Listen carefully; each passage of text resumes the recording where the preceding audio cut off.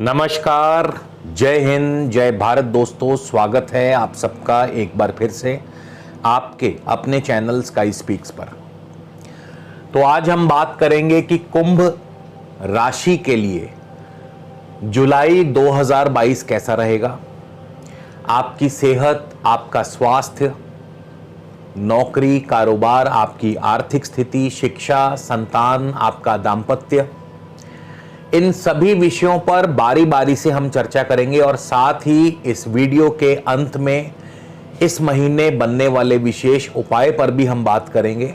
तो कहीं भी जाइएगा मत दोस्तों, वीडियो को शुरू से लेके अंत तक जरूर देखिएगा। इसके अलावा यदि आप मुझसे किसी भी प्रकार का निजी ज्योतिषीय परामर्श लेना चाहते हैं तो स्क्रीन पर मेरा व्हाट्सएप नंबर दिया है। आपसे निवेदन है, कृपया इस नंबर पर व्हाट्सएप के माध्यम से आप मुझे कंसल्टेशन या फिर परामर्श टाइप करके, लिख करके मैसेज कर दीजिए। इसके बाद आगे की पूरी प्रक्रिया व जानकारी आपको उत्तर में मिल जाएगी। उसके पश्चात आप चाहें तो अपना अपॉइंटमेंट बुक करवा सकते हैं, शुल्क लागू रहेंगे।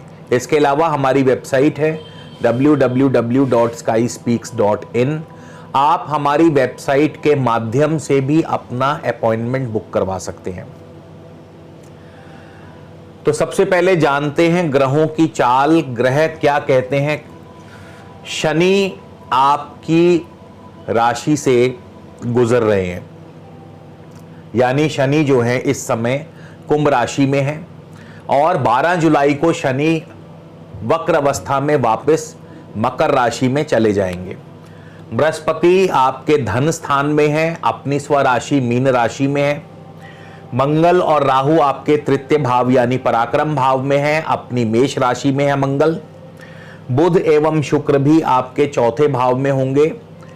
शुक्र 13 जुलाई को, मगर बुध उससे पहले ही 2 जुलाई को मिथुन राशि पंचम भाव में चले जाएंगे।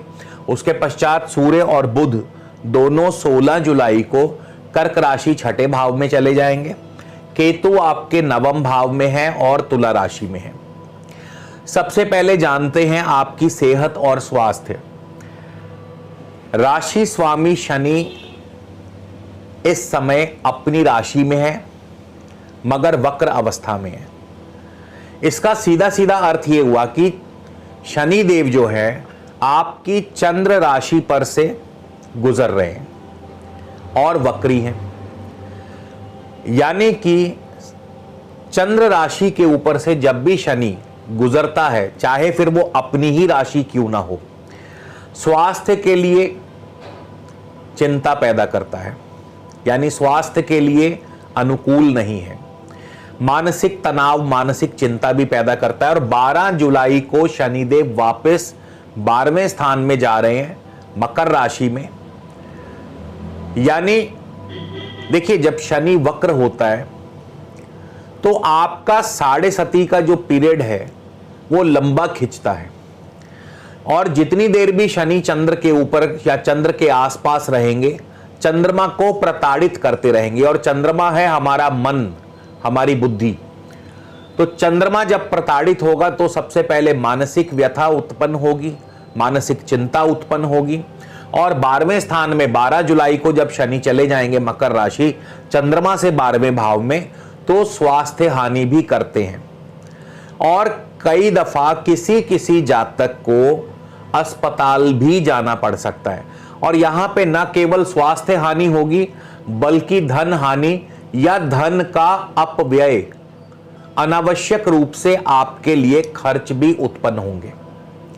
तो शनि ना तो चंद्र राशि के ऊपर से और ना ही चंद्र से 12वें स्थान में शुभ फल देते हुए देखे गए हैं। तो थोड़ा सा सेहत और स्वास्थ्य का आपको ध्यान रखना होगा। नौकरी, माफ कीजिए, कारोबार की बात करें तो आपके दशम भाव पर 12 जुलाई तक शनि देव की वक्र दृष्टि रहेगी। उसके पश्चात 12 जुलाई को जब शनि वापस 12वें भाव में चले जाएंगे तो दशम भाव पर केवल गुरु और मंगल की दृष्टि रह जाएगी। और दशम भाव के स्वामी मंगल जो हैं वो पराक्रम भाव में अपनी स्वराशि में है। तो ऐसे में 12 जुलाई के आगे कारोबार आगे से बेहतर होगा और आपकी कोशिशों का फल आपको मिलने लगेगा, यानी आपके द्वारा किए गए जो प्रयास हैं वो अपना फल देने लगेंगे।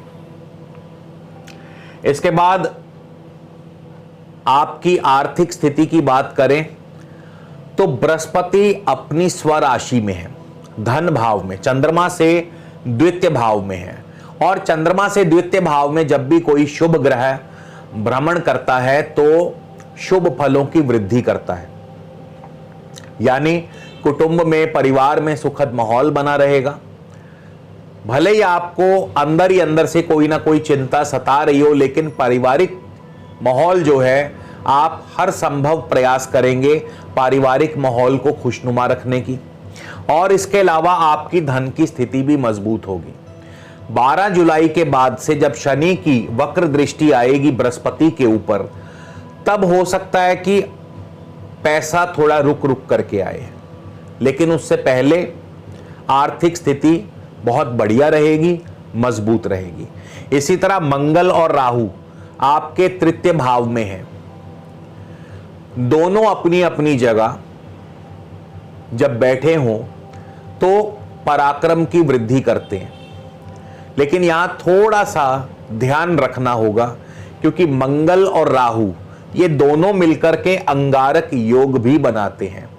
तो अपने गुस्से पर, अपने क्रोध पर काबू रखिए, अपने आक्रामक रवैये पर काबू रखिए, अन्यथा कई बार आपको किसी निकट बंधु से अनबन हो सकती है, मतभेद हो सकते हैं और यात्रा आदि में भी आपको कष्ट या दुविधा आ सकती है।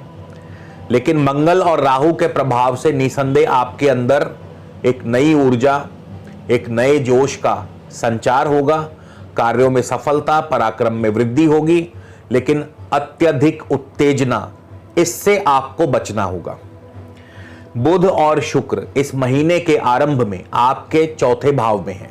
शुक्र अपनी स्वराशि में होंगे, सुख साधनों की वृद्धि करते हैं, पारिवारिक सुख की वृद्धि करते हैं, जमीन जायदाद कार्यों से आपको लाभ होगा, नए भूमि, नए भवन, नए वाहन, सुख आदि की प्राप्ति हो सकती है।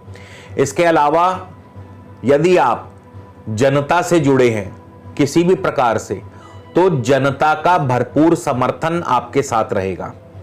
यदि आप नेता हैं, राजनेता हैं, तो जनता आपके पक्ष में रहेगी।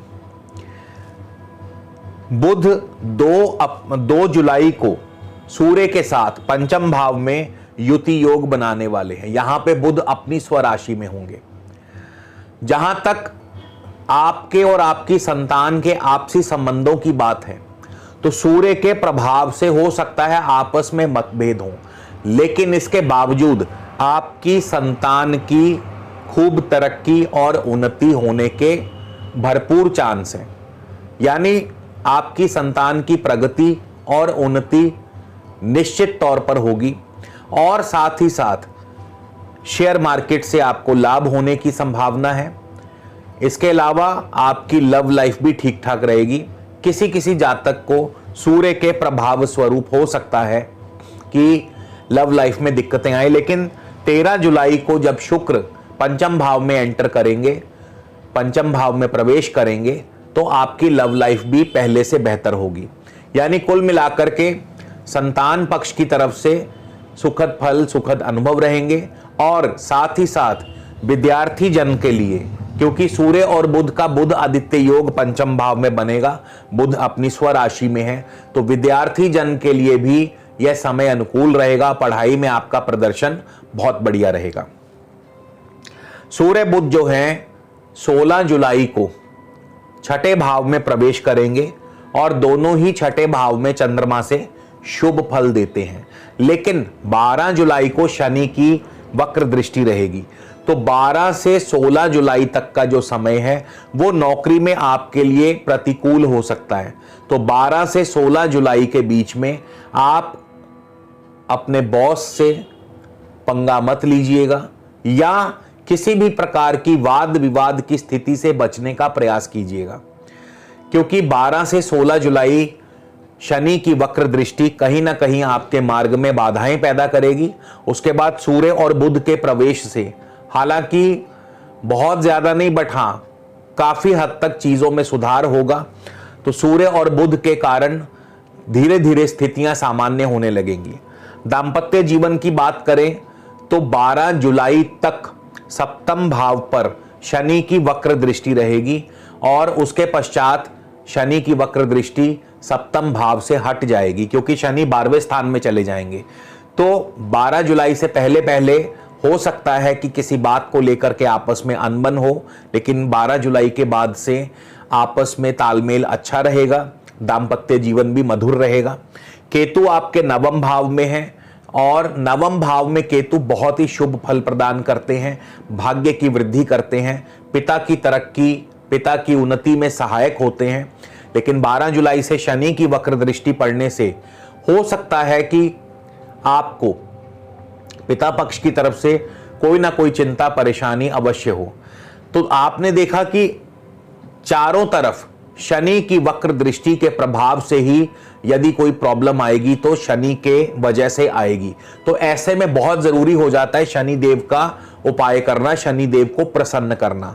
और शनि देव को प्रसन्न करने के लिए शनि देव का सबसे बेहतरीन उपाय है, आप हर शनिवार शनि मंदिर जाएं, शनि देव के समक्ष माथा टेकें, शनि देव का कोई भी पाठ या स्तोत्र आदि वहां पढ़ें। और इसके अलावा शनि देव को जो प्रिय वस्तुएं हैं उन्हें भेंट करें, जैसे तेल, तिल आदि, या फिर नारियल और बादाम, ये सभी शनि देव की प्रिय वस्तुएं हैं। तो आप इन्हें शनि देव को अर्पित करें और उनका आशीर्वाद ग्रहण करें, तो निश्चित तौर पर आपको शुभ फलों में वृद्धि होगी। तो इसी के साथ दोस्तों आपसे विदा लेता हूं, अगले वीडियो में फिर मिलेंगे। तब तक के लिए नमस्कार, जय हिंद, जय भारत।